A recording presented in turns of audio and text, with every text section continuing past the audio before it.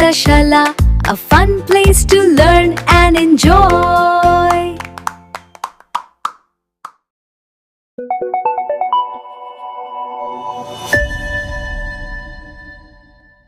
భూమి గుండ్రంగా ఉందని తొలిసారి ఎలా నిర్ధారించారు? క్రీస్తు శకం 1519లో మాజిలాన్ అనే పోర్చుగీస్ నావికుడు స్పెయిన్ నుంచి ప్రపంచ యాత్రకు బయలుదేరాడు.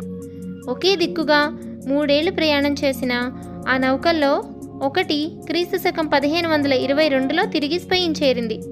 ఒకే దిక్కులో ప్రయాణం చేసి తిరిగి బయలుదేరిన చోటుకు చేరడాన్ని బట్టి భూమి గుండ్రంగా ఉందని ఆయన అప్పుడు నిర్ధారించి చెప్పారట. రాత్రిపూట చెట్ల కింద ఎందుకు పడుకోకూడదు? పగటిపూట చెట్ల కింద పడుకోవచ్చు, కానీ రాత్రిపూట మాత్రం చెట్టు కింద పడుకోకూడదు. మీకు తెలుసా, మనం పీల్చే గాలిలో ప్రాణవాయువు ఉండాలి, అంటే ఆక్సిజన్. అది మనకు చాలా అవసరం కదా. ప్రాణవాయువు లేని గాలి ఎంత ఉన్నా మనకి పనికిరాదు. చెట్లు కూడా మనలాగే గాలి పీల్చుకుంటాయట. అయితే అవి పగటిపూట ఆక్సిజన్ని వదిలిపెడతాయి. అది మనకు ఎంతో లాభం. అవే చెట్లు రాత్రిపూట చెడు గాలిని వదిలిపెడతాయి. అంటే దాంట్లో కార్బన్ డైఆక్సైడ్ ఉంటుంది. మనం వదిలే గాలిలో కూడా కార్బన్ డైఆక్సైడే ఉంటుంది.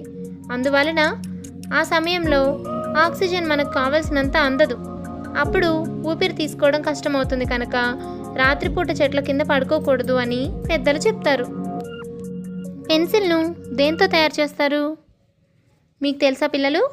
మీ అందరూ పెన్సిల్ బాగా వాడతారు, కానీ దాన్ని దేంతో తయారు చేస్తారో తెలుసా?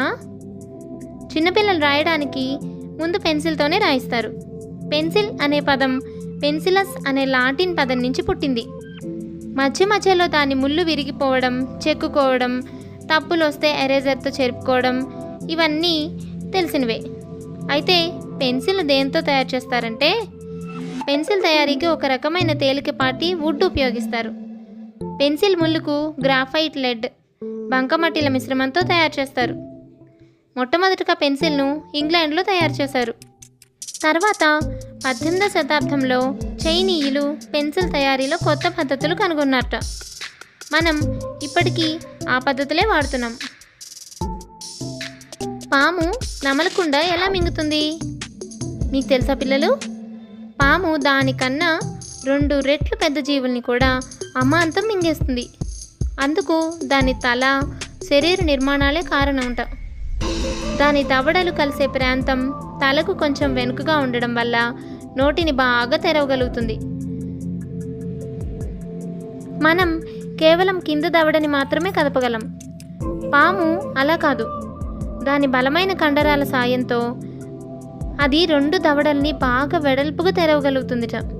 అందుకే మనం కేవలం 45 డిగ్రీల వరకు నోరు తెరవగలిగితే పాములు 150 డిగ్రీల వరకు తెరవగలవు.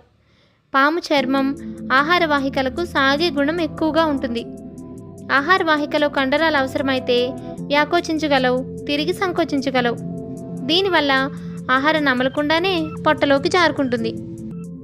మరికొన్ని ఇంట్రెస్టింగ్ విషయాలతో మళ్ళీ కలుద్దాం. బాయ్ పిల్లలు.